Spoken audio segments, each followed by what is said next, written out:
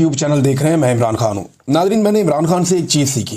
यानी बहुत सारी ऐसी चीज़ें हैं जो पाकिस्तान में पाकिस्तानियों ने इमरान खान से सीखी हैं, और इमरान खान ने वाकई एक टीचर की तरह इस कौम को बहुत सारी चीज़ें सिखाई हैं। हार जीत का मामला हो, डट जाने का मामला हो, बहुत सारी चीज़ें जो इंसान के करैक्टर में होती हैं, उसने लोगों को लड़ना सिखाया, मुकाबला करना सिखाया।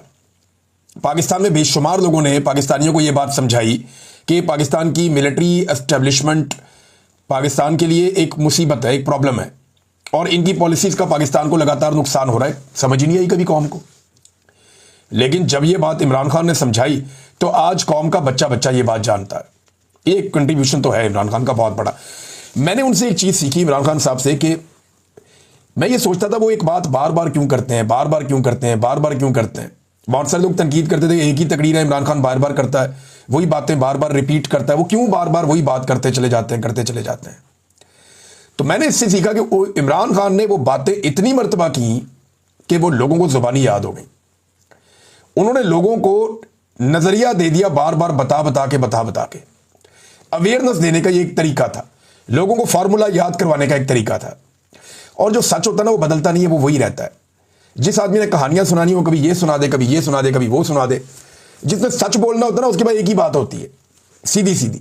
तो इमरान खान वही बात अपनी करता था और आज कौम को वो बात याद है। तो बादों का आपको लगता होगा मेरे वीलॉग के अंदर चीज़ें और बातें कभी कभी रिपीट हो जाती हैं।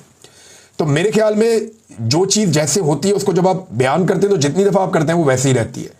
और मैंने ये सीखा कि अगर कोई चीज़ आपको समझ आ जाए तो उसको हैमर करें, बार बार उसको बताएं, पब्लिक तक उसको पहुंचाएं ताकि उसका इंपैक्ट हो। बहरहाल नाज़रीन, सैलाब इस वक्त अब सिंध से टकराने जा रहा है। जो इस वक्त हमारे पास इत्तलात हैं वो ये है कि सैलाब दरियाए सिंध में दाखिल हो जाएगा कुछ ही घंटों में या अगले एक आधे दिन के अंदर, और उसके बाद ये सैलाब बढ़ना शुरू होगा सिंध की जानिब से, और बहुत जल्द जो है वो सिंध का इम्तिहान शुरू हो जाएगा। कितना पानी सिंध में दाखिल होगा इसके लिए आदाद शुमार जमा किए जा रहे हैं।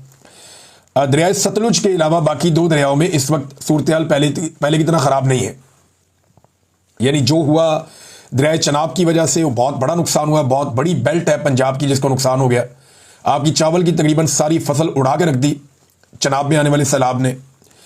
आपकी कपास को बहुत नुकसान हुआ। जो आपके मशरकी एरियाज़ हैं जो पाकिस्तान के भारतीय बॉर्डर के साथ साथ लगते हैं ऊपर चोलिस्तान तक, ये जो एरियाज़ हैं यहाँ पे बड़ा नुकसान हुआ। कपास का नुकसान हो गया, चावल का नुकसान हो गया, जो आपकी मकई थी उसका नुकसान हो गया, जानवरों के चारे का नुकसान हुआ, सब्जियों का बहुत नुकसान हुआ। तो ये गन्ने का बहुत नुकसान हुआ। बल्कि ये अभी जब शुगर का सीज़न आएगा तो आपको पता चलेगा कि गन्ने का कितना नुकसान हुआ है। बहरहाल ये सैलाब अब सिंध की तरफ बढ़ रहा है, लेकिन दरियाए सतलुज के अंदर सैलाब में कमी नहीं आ रही। अभी भी वार्निंग्स जारी की जा रही हैं कि भारत से दरियाए सतलुज में मजीद पानी आने वाला है। और एक और वार्निंग जो है पाकिस्तान का जो मेट ऑफिस है या जो महकमा मौसमियात है उन्होंने जारी की है कि दोबारा से बारिशों का एक सिस्टम बनने जा रहा है। जो हालात वाक़यात लग रहे हैं फ़िज़ा के वो ऐसे हैं कि एक मरतबा फिर से बारिशों का एक सिस्टम बनेगा और पंजाब में और जो खैबर पख्तूनख्वा के बालाई इलाके हैं वहाँ पे दोबारा से बारिशें होगी और वो पानी दोबारा से तेज़ी से जो नशेबी इलाके हैं उनकी तरफ आएगा। तो ऑलरेडी ये पानी बहुत ज़्यादा है। अब अल्लाह ताला से दुआ है कि वो बारिशें थोड़ी डिले हो जाए। अगर वो बारिशें आगे चली जाएंगी तो ये पानी निकलने के बाद वो पानी आएगा तो वो फ्लो में हम निकल जाएंगे। लेकिन अगर एक साथ दरियाओं में पानी आया तो पाकिस्तान के लिए, पाकिस्तानियों के लिए एक नई मुसीबत और मुश्किल पैदा हो जाएगी। गुजरात शहर के नाज़रीन मैं मनादिर देख रहा था, बहुत ही अजीब है, बहुत अजीब मनादिर हैं जो गुजरात शहर में नजर आ रहे हैं। 4 दिन हो गए पूरा शहर डूबा हुआ है। वहाँ के जो सीनियर सहाफ़ी हैं वो ये बता रहे हैं कि कभी आज तक तारीख में उन्होंने ऐसा नहीं देखा। इनको 30-30 साल हो गए हैं। कई जो है वो इससे पहले से जर्नलिज्म कर रहे हैं। वो ये बताते हैं कि हमने 3-3 दहाइयाँ हो गई जर्नलिज्म को, हमने आज तक कभी 90s से हम कर रहे हैं सहाफ़त, हमने गुजरात को कभी ऐसे नहीं देखा। पूरा शहर जो है वो एक बैड गवर्नेंस की मिसाल बना हुआ है। और ये सारा कुछ क्यों हो रहा है कि डीसी, कमिश्नर, ये जितने भी ओहदेदार थे ये सारे के सारे और कामों में लगे हुए थे। इनकी सारी तवज्जो ये थी कि मरियम नवाज को खुश करना है तो पीटीआई के घरों पे छापे मारो, एस्टेब्लिशमेंट को खुश करना है तो इसको गिरफ्तार करो, उसको अंदर डालो, उसको अगवा करो, उस पर मुकदमा बनाओ। ये इन्हीं कामों में लगे रहे और कोई महकमा भी अपना काम नहीं कर रहा था। देखें, किसी जिले का अगर डीसी सो जाए ना या तवज्जो देना छोड़ दे तो सारे महकमे नीचे सो जाते हैं। यही बेड़ा गर्क हुआ कि किसी महकमे ने अपना काम नहीं किया। जहां कचरा था वहीं था, जहां ब्लॉकेज थी वो वहीं थी, सीवरेज का निज़ाम कहीं ख़राब था तो वो वहीं पे था। कोई काम अगर होने वाला था तो वो वहीं रुक गया, और उसकी वजह से अब जो गुजरात शहर है पूरा का पूरा डूबा हुआ है। वो स्टेडियम के मनाजिर आप देखें, पानी खड़ा है, तालीमी इदारे उनमें पानी खड़ा है, गलियों में सड़कों पे हर तरफ कश्तियां चल रही हैं, पानी खड़ा है। गुजरात के साथ तो पहले कभी ऐसा नहीं हुआ। पता नहीं किस बात का बदला लिया जा रहा है। ये जो पंजाब हुकूमत है इसने पंजाब का बेड़ा गर्क कर दिया है। बेड़ा गर्क करना जो है ना, एक वर्ड अगर कहीं सही इस्तेमाल होता है तो वो यहीं पे होता है। पूरे पंजाब का बेड़ा गर्क कर दिया, हर चीज डूब गई पानी के अंदर। ये इनकी काबिलियत। आज 4 दिन के बाद भी वहां कश्तियां ही चल रही हैं, और ये बारिश का पानी है, कोई सैलाब नहीं आया कि पीछे से पानी दरियाओं का निकल के आ गया, नहीं, बारिश का पानी, लेकिन निकालने का सिस्टम ही कोई नहीं है। अब कह रहे हैं जी अगले 18 घंटे में 20 घंटे में निकल जाएगा। भाई 4 दिन से आपने निकला, मरियम नवाज ने वहां पे दौरा किया, मरियम नवाज को मामू बना के वापस भेज दिया उन्होंने, ब्यूरोक्रेसी ने। वो उनका सिर्फ ये जिम्मेदारी है कि 4 अच्छे टिकटॉक बन जाए मरियम नवाज के, वो राजी हो जाती है। अवाम मर रही है, परेशान है, अवाम के हालात बहुत बुरे हैं, कोई फर्क नहीं पड़ता। 4 टिकटॉक आप अच्छे बना दें, मरियम नवाज उस ब्यूरोक्रेट से बहुत खुश होती हैं जहां पे टिकटॉक ज्यादा अच्छे बनते हैं। तो ब्यूरोक्रेट को मेरा मशवरा, अगर मरियम नवाज को खुश रखना है, बच्चे जमा करें मासूम शक्लों वाले और गरीब दिखने चाहिए, औरतें जमा करें जो रोना शुरू हो जाए मरियम नवाज को देखकर और वो गले लगे और वो रोएं, इस तरह की औरतें जमा करें। कुछ ऐसे गरीब लोग जमा करें जो आंसू बहाएं और मरियम नवाज के सामने सर झुका के नीचे आंखें करके रहें और उनके साथ वो खड़ी होकर बातें करें, और थोड़ा सा रेस्क्यू का एक थोड़ा सा डेमोन्स्ट्रेशन आपने देना, तो ये ब्यूरोक्रेट मौज करेगा मरियम नवाज के दौर में। क्योंकि ये वो सारे एलिमेंट हैं जिनसे टिकटॉक बहुत अच्छा बनता है, और ये टिकटॉक बनाने पे ही लगे हुए हैं सारे के सारे। ये देखें ना, अभी तस्वीर आपको मैं दिखाता हूं, ये तस्वीर देखें आप, ये कैसी शानदार तस्वीर है। इसमें ये कैमरामैन लेट लेट के अपनी ड्यूटी कर रहा है। मरियम नवाज साहिबा को औरतों और बच्चों के बीच में बैठाया गया है, और कैमरामैन जो है वो एक गद्दे के ऊपर लेट के पीछे की तरफ वहां से एंगल बना के मरियम नवाज की कवरेज कर रहा है, और मरियम नवाज का चेहरा दूसरी तरफ रखा है ताकि लगे कि नेचुरल है। कि मरियम नवाज तो उधर देख ही नहीं रही थी, वो कहीं और देख रही थी, तो अचानक से मरियम नवाज की वीडियो बन गई। ये है टिकटॉक बनाने का असली तरीका। कैमरामैन बेचारे वो जूतों समेत चढ़े हुए हैं बिस्तरों के ऊपर, मरियम नवाज नंगे पांव है क्योंकि उनका टिकटॉक बन रहा है। कैमरामैन जो है वो नहीं बिस्तरों पे जूतों समेत है और जमीन पे लेटा हुआ पीछे की तरफ और वीडियो बना रहा है। 4 कैमरे लेके ये घुस जाती हैं खैमों के अंदर। 7 इनके जो है वो इनकी टीम भी होती है, और टिकटॉक्स बन रहे हैं, धड़ाधड़ बन रहे हैं। पता नहीं किस बात का फोबिया है, किस बात की परेशानी है, कुछ ज़हनी मर्ज है, मेरी समझ से बाहर है। ये कोई एहसास कमतरी है जो पूरी कौम इसकी सजा भुगत रही है। ये एक तस्वीर के अंदर सारी कहानी है। ये आप दुनिया के किसी भी जी शऊर शख्स को दिखाएंगे तो वो बंदा सर पकड़ के बैठ जाएगा कि भाई वाकई इसको हुक्मरान बना दिया है। लेकिन बना दिया भाई उन्होंने, बनाने वालों ने। ये एक और चीज़ आप देखें, ये देखें, ये डीसी है मुजफ्फरगढ़ के, इन्होंने पहले भी बहुत सारे कारनामे किए। ये वही है शायद जो एक दिन पैंट कोट पहन के तो हाथ में ट्रंक लेके खड़े हो गए थे। बहुत अजीब अजीब काम इन्होंने किए। ये अब लोगों को रोटी देता है, और रोटी देने के बाद उन्हें एक तस्वीर दिखाता है डब्बे के ऊपर, और उन्हें याद दिलाता है कि ये रोटी तुम्हें किसने दी है।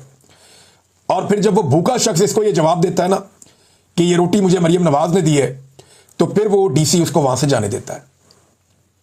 घटियापन की इंतहा आप चेक करें कि एक भूखा आदमी जिसको खाने के लिए रोटी चाहिए, उसके बच्चे पीछे इंतजार कर रहे हैं, उसको 6 रोटियां देता है। उसे कहता है कि ये तुम 3 लोगों के लिए 6 रोटियां मैं दे रहा हूं, पीछे उसके बच्चे भी हैं जिन्होंने खाना खाना है। उसको कह रहा है सालन भी ले लो, ये रोटी ले लो, लेकिन ये तस्वीर देखो और मुझे बताओ कि ये रोटी तुम्हें किसने भेजी है। जब वो मरियम नवाज का नाम लेता है तो फिर उसको जाने की इजाजत देता है। पता नहीं कहां से मेरे भाई ने CSS किया है। खुदा के लिए इन लोगों की तजलील ना करें। वो ये गरीब लोग नहीं हैं, मांगने वाले नहीं हैं, ये बेचारे मुसीबत के मारे हैं। आप लोगों की बैड गवर्नेंस और मिसमैनेजमेंट का शिकार हो गए ये लोग। ये तो सफेद पोश लोग हैं, बेचारे फंस गए हैं, वरना ये तो इनके घर कोई आए तो मेहमान नवाजी करने वाले लोग हैं, ये लोगों को खिलाने वाले लोग हैं। आप खुदारा इन लोगों की तजलील ना करें, इनकी बदवाएं ना लें। ये कभी भी आपकी ऐसी हरकतों के बाद शरीफ खानदान को वोट नहीं देंगे, ये मेरे से आप लिख कर ले लें। ये लोग मांगने वाले, हाथ फैलाने वाले लोग थोड़ी हैं। इन सफेद पोशों का मजाक उड़ा रहे हैं। आपकी अपनी काबिलियत पे मुझे शक हो रहा है। फॉर गॉड सेक थोड़ा सा सोचिए, थोड़ा सा सोचें, अकेले बैठकर सोचें कि आपको किस बात की जल्दी है। क्या मरियम नवाज आपसे नौकरी छीन लेगी? भैया आप मुकाबले का इम्तिहान देकर आए और आप नौकरी कर रहे हैं, एक ब्यूरोक्रेट है, यहां से निकालेगी, कहीं और जाएंगे, ऑफिसर ही लगेंगे आप, ज्यादा से ज्यादा आपको OSD कर देगी। अब क्यों ऐसे कर रहे हैं? यानी एक ऐसी खातून की आप चापलूसी कर रहे हैं जो आपसे बहुत कम पढ़ी लिखी है, और आप जो हरकतें कर रहे हैं ये आपको जेब देती हैं। ये ब्यूरोक्रेसी इस लेवल पे पहुंच जाएगी, मुझे कभी अंदाजा नहीं था। मुझे बड़ा अफसोस हो रहा है ये हरकतें देख के, मेरे लिए बड़े काबिल एहतराम है सारे ब्यूरोक्रेट, लेकिन ये ना करें, अपनी और अपने महकमों की और अपने इदारे की और अपनी काबिलियत की तजलील ना करें आप लोग। और इन आम लोगों की तजलील तो बिल्कुल ना करें। किसी को सेब दे दिया तो उसको बताया मरियम नवाज ने दिया है, फॉर गॉड सेक। ये किसी के बाप का पैसा थोड़ी है साहब। यही गरीब लोग हैं, आप इन पे एहसान नहीं कर रहे इन्हें खाना देके। इन्हीं गरीबों के पेट से, इनका पेट काट के जो टैक्स लिया जाता है उससे आप लोगों को तनख्वाह मिलती है। यही लोग मेहनत करते हैं, हल चलाते हैं, अनाज उगाते हैं, वो अनाज बिकता है, उसमें से टैक्स निकलता है, इनसे पैसा वसूल किया जाता है हर चीज की मद में, उससे साहब आपको तनख्वाह मिलती है। आप कपड़े पहनते हैं, जूते पहनते हैं, आपके बच्चे स्कूलों में जाते हैं, आप अपने घर में सामान लेकर जाते हैं, आप खाना खाते हैं, इन्हीं के पैसों से सरकार को तनख्वाह मिलती है, सरकार चलती है। आप इन पे एहसान नहीं कर रहे हैं। क्यों आप इनको एक रोटी के बदले में आप कहते हैं कि रोटी तुम्हें मैं दे रहा हूं, ये तस्वीर देखो, बताओ ये कौन है? मरियम नवाज है, ले जाओ रोटी। ये क्या चल रहा है? इस दिस द वे? आप पढ़े लिखे लोग हैं, इससे गुरेज करें। अगर एक कुछ टिकटॉकड़ियां अगर पागल हो गई हैं और उनका दिमाग इस तरफ चल पड़ा है, तो आप लोग तो कम से कम होश करें और होश के नाखून लें। इतना बड़ा डिजास्टर है, उससे निकलने के लिए सबको कोशिश करनी पड़ेगी। हम भी अपने तौर पे कोशिश कर रहे हैं। बल्कि मैंने इस वीलॉग में याद दिला दूं, मैं दोबारा से, जो ब्रेडफोर्ड में हमारे पाकिस्तानी रहते हैं या उसकी सराउंडिंग में आसपास के शहरों में, वो शाम पहुंच जाए जी 5:30 बजे। 5:30 से लेकर हम तकरीबन 8:30-9 बजे तक वहां मौजूद होंगे और वहां पाकिस्तानियों से मुलाकात करेंगे। हम सब मिलकर फंड रेजिंग करेंगे और वो फंड रेजिंग हम पहुंचाएंगे पाकिस्तान में जो मुतासरीन सैलाब हैं उनके लिए। और जो जिम्मेदार लोग हैं वो ये काम करेंगे। बड़ी अच्छी 1-2 NGOs हैं जो ये काम कर रही हैं और हम उनके साथ मदद कर रहे हैं। और ये पैसा वो पाकिस्तान लेकर जाएंगे और पाकिस्तान में जो मुस्तकीन है उन तक पहुंचाने के लिए बहुत सारे लोग हमारे अपने वॉलंटियर कर रहे हैं। और इंशाल्लाह ये सब मिलकर करेंगे तो इससे मुसीबत से निकलेंगे। ये एक दिन में टल्ली नहीं है। देखें इसके मराहिल हैं। जो लोगों के खेत हैं उनके ऊपर रेत चढ़ गई है, 1-1 फुट रेत चढ़ गई है, कहीं पे ज्यादा चढ़ गई है। अब उन खेतों को वापस काबिल काश्त बनाने के लिए उन पे बहुत डीजल जलाना पड़ेगा, ट्रैक्टर चलाने पड़ेंगे, मशीनें चलानी पड़ेंगी। वो कहां से गरीब किसान अफोर्ड करेगा? वो सारा हम मिलकर करेंगे। तो इसलिए हम दोबारा इकट्ठे हो रहे हैं आज के दिन में, एतवार के दिन में ब्रेडफोर्ड में आ रहे हैं। 5:30 बजे से लेकर रात 9 बजे तक हम वहां पे होंगे। तो पाकिस्तानियों से गुजारिश है वहां पे आए और हमारे साथ मिलकर ये फंड रेजिंग के अंदर हिस्सा लें। नाज़रीन ये देखें ना, हर दूसरे दिन एक तस्वीरों वाला खाना जारी कर देते हैं कि ये देखें हमने लोगों को खाना खिलाया। वो छोटे छोटे डब्बे, उनके ऊपर मरियम नवाज का फोटो लगा हुआ है। ये अवाम के टैक्स के पैसों का है ना, मैं वही बात कर रहा था। अवाम के टैक्स को पैसों का, ये सरकार का पैसा है, अवाम का पैसा है। इससे कोई जाती तशहीर नहीं कर सकता। अगर जाती तशहीर करनी है तो आप अपने जाती पैसे को लें, उसके जरिए से आप कर लें, या आप अपनी कोई NGO बना लें, उसके जरिए से आप कर लें, या कोई अपना जाती कोई मिशन खड़ा कर दें, उसके जरिए से आप कर लें। अब आपको एक जाली हुकूमत दे देगी, उसके जरिए से आप ये करेंगे तो ये तो ज्यादती है। आटे की कीमत में नाज़रीन ये देखें सैलाब आने के बाद क्या हालात बन गए हैं, ये जरा आप देखें। ये पूरी एक रिपोर्ट है मेरे पास कि आटे की कीमत कहां से कहां पहुंच गई है। बल्कि अभी मैंने आपको एक खबर और देनी है, बड़ी खौफनाक खबर है। लेकिन मुल्क में 2 हफ्तों में आटे की कीमत में 34 से 57% तक इजाफा हो गया। बन्नू में जो आटे की कीमत में इजाफा हुआ वो 885 रुपए का इजाफा हुआ 20 किलो के थैले के ऊपर। पेशावर में 850 रुपए का, लाड़काना में 800 रुपए का, हैदराबाद में 75 रुपए का, और जो सबसे कम हुआ वो हुआ जी सरगोदा में 560 रुपए का। और ओवरऑल पूरे पाकिस्तान में जो आटे की कीमत का एवरेज इजाफा हो गया गुज़िश्ता 2 हफ्तों में सैलाब के बाद, वो 663 रुपए का इजाफा हो गया है, जो 41% बनता है। अंदाजा करें आपके शेर आटा खा गया। ये अदर अब्बास साहब ने लिखा था और उनकी बात आज फिर दुरुस्त साबित हो रही है इतने बरसों के बाद कि वाकई शेर आटा खा गया। आज 41% पाकिस्तान में आटे की कीमत बढ़ गई है और ये कई जगहों पर जहां ज्यादा बढ़ी है वहां 57% तक बढ़ गई है, जो नहायत अफसोसनाक है। और ये इनकी पॉलिसीज की वजह से हो रहा है। ये अगर किसानों से गंदम खरीदते, बेहतर तरीके से मामला चलाते तो शायद बचत हो जाती। अब हम वक्त से पहले दोबारा वार्न कर रहे हैं कि आटे का बहरान पैदा हो जाएगा आने वाले महीनों में, और इस बहरान से अगर आपने बचना है तो आपको गंदम इंपोर्ट करनी पड़ेगी। और अगर आप वक्ती तौर पे फौरन इंपोर्ट कर लेंगे तो आप बच जाएंगे, अगर आप ताखीर करेंगे तो आपको महंगी मिलेगी, क्योंकि सैलाब और मुल्कों में भी आया हुआ है, उन्हें भी गंदम इंपोर्ट करनी पड़ेगी। इंडिया के अंदर भी प्रॉब्लम चल रहा है। इंडिया शायद मैनेज कर लेगा, बहुत बड़ा मुल्क है, या हो सकता है उन्हें इंपोर्ट करना पड़े, या हो सकता है उन्होंने जो अपनी गंदम है उसको ऐसे स्टोर किया हो कि उनकी बच जाए। वो आने वाले दिनों में पता चल जाएगा अभी। लेकिन पाकिस्तान को इजाफी गंदम की जरूरत पड़ेगी और उसके लिए पाकिस्तान को अभी इकदाम करने चाहिए। नाजरीन, ये दो मनाजिर मैं आपको बताता हूं। एक तो मैंने वीडियो देखी, मेरे रोंगटे खड़े हो गए देख के। यहां पे कुछ एक कश्ती के अंदर लोग जा रहे थे, उन्होंने देखा खातून डूब रही है, उसको जाके बचाया तो वो हवास बाख्ता थी। वो औरत ने इशारों से बताया कि वहां मेरी बहन डूब गई है और उसके साथ एक बच्चा भी छोटा, ऐसे हाथ से बता रही थी वो। बड़ी तकलीफ हुई मुझे वीडियो देख के। लोग बहुत मुश्किल में हैं। इनके लिए तो ये एक एंटरटेनमेंट है ना, अमीरों के बच्चों के लिए। ये जो बड़े बड़े ताकतवर लोग हैं, बड़े बड़े सियासी खानदानों के चश्मो चिराग, जिन्हें प्लेट के अंदर रख के सोने के चमचे के साथ इक्तदार दे दिया गया, इनकी घुट्टी में इक्तदार पड़ा हुआ था। ये बच्चे देखे ना, इनके लिए तो ये एंटरटेनमेंट है। ये तो खुश होकर जाते हैं, खिलखिलाते हैं। इनके लिए तो स्टेज बनते हैं, टिकटॉक्स बनते हैं।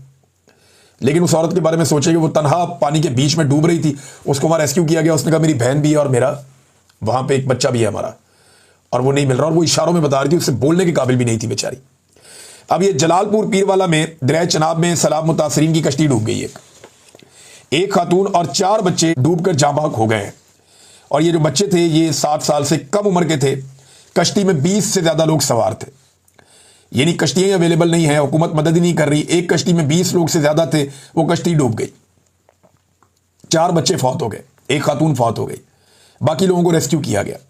और सेम टाइम में आप ये देखें कि नवाज शरीफ की पार्टी के रहनुमा फैसल जबवाना के बारे में एक खबर आती है कि सैलाब का जायजा लेने के लिए वो निकले, उनकी कश्ती खराब हो गई। फौरी तौर पर दूसरी कश्ती से उन्हें रेस्क्यू कर दिया गया। यहां आम आदमी को रेस्क्यू के लिए एक कश्ती अवेलेबल नहीं है, और वहां जो है क्योंकि वो सरकार है तो उनकी कश्ती खराब हो जाए तो दूसरी कश्ती फटाफट आ जाती है रेस्क्यू करने के लिए। कितना फर्क है। जितनी कश्तियां मरियम नवाज को शो ऑफ करने के लिए दिखानी पड़ती हैं ना रोजाना की बुनियाद पे, जहां ये पहुंचती हैं कश्तियां पहले पहुंचाई जाती हैं, वहां रेस्क्यू वाले एक ड्रामा क्रिएट करके दिखाते हैं। तो जितना मरियम नवाज के दिखाने के लिए कश्तियां लगाई जाती हैं, ये रेस्क्यू पे लगाई जाती है, तो बहुत सारे लोग अभी तक रेस्क्यू हो जाते हैं। लेकिन बदकिस्मती है पाकिस्तान की। एक और नादरीन ये खबर आई है, और ये बंदा भी आप देख लें, बल्कि एक कच्चे का एक डाकू है और इसने चैलेंज कर दिया। चैलेंज इसने ये किया कि इसका भाई जो है वो पकड़ा गया था और उसको 17 साल की सजा हो गई थी। अब ये कहता है कि बंदे निकाल के ना जेल से मारे जा रहे हैं, तो मुझे खतरा है मेरे भाई को भी मार देंगे। तो इसने 11 बंदे अगवा कर लिए मोटरवे से। अब ये वीडियो वायरल हो गई है। वो कहता है जी मैं बंदे तब छोड़ूंगा मेरे भाई को छोड़ोगे, और चैलेंज कर रहा है सरेआम। ये वीडियो एक आई हुई है, देख लें आप। ये पाकिस्तान की सूरत हाल है, लॉ एंड ऑर्डर की। ये पाकिस्तान में सिचुएशन है कि मोटरवे से बंदे अगवा कर दिए जाते हैं और खुला चैलेंज भी किया जाता है सरकार को कि मेरी बात मानो वरना मैं ये कर दूंगा वो कर दूंगा। ये है लॉ एंड ऑर्डर। अब अगर पाकिस्तान तहरीक इंसाफ का कोई बंदा एक नारा भी लगा दे तो उसके घर की चादर और चारदीवारी का ये तकद्दुस पामाल कर देते हैं। कच्चे के डाकू इनसे आज तक काबू नहीं आए। शहबाज शरीफ साहब गए नाज़रीन चीन के दौरे पे, आर्मी चीफ भी गए चीन के दौरे पे। ऐसा लगता था बड़ी कामयाबियां समेट के ये लौटेंगे, लेकिन जब ये लौटे तो ये खबर आई है कि चीन ने फैसला किया कि 48 ऐसे ममालिक हैं जिनके शहरियों को सितंबर 2025 से बगैर वीजे के चीन में आने जाने की इजाजत होगी। दुनिया में 48 ऐसे मुल्क हैं जो चीन ने मुंतखब कर लिए, और उन्होंने कहा जी इन ममालिक के लोग बगैर वीजे के चाइना में आए और चाइना से वापस जाएं, कोई प्रॉब्लम नहीं। और 1 सितंबर से उनके लिए खोल दिया कि जाओ बगैर वीजे के चीन का चक्कर लगा के वापस आ जाओ। लेकिन पाकिस्तान को यह सहूलत नहीं दी। दावे हमारे किस तरह के हैं और काम देखें किस तरह के हो रहे हैं हमारे साथ। दावे हमारे हुक्मरान ऐसे करते हैं कि हमने सबसे कामयाब दौरा किया, और नतीजा यह है कि दुनिया भर को इजाजत मिल रही है, पाकिस्तान को नहीं मिली। हालांकि हिमालय से ऊंची, समंदर से गहरी और शहद से मीठी दोस्ती बकौल हमारे हुक्मरानों की हमारी चीन के साथ है। तो मुझे हैरत होती है। और वहां पे शहबाज शरीफ साहब ने जिस तरह जबरदस्ती तवज्जो हासिल करने की कोशिश की है चीन के दौरे में, वो बड़ा ऑड लग रहा था। और ऐसा लग रहा था कि हम बहुत हल्के लोग हैं और हमें तवज्जो चाहिए, जैसे भी करके कोई वीडियो बन जाए हंसने का एक। ये इस तरह हंसने से, कैका लगाने से, इससे कॉन्फिडेंस शो नहीं होता। इससे लोग आपको हल्का समझते हैं और बहुत ही हल्के लोग हैं। ये एटमी कुव्वत कैसे बन गए, बहुत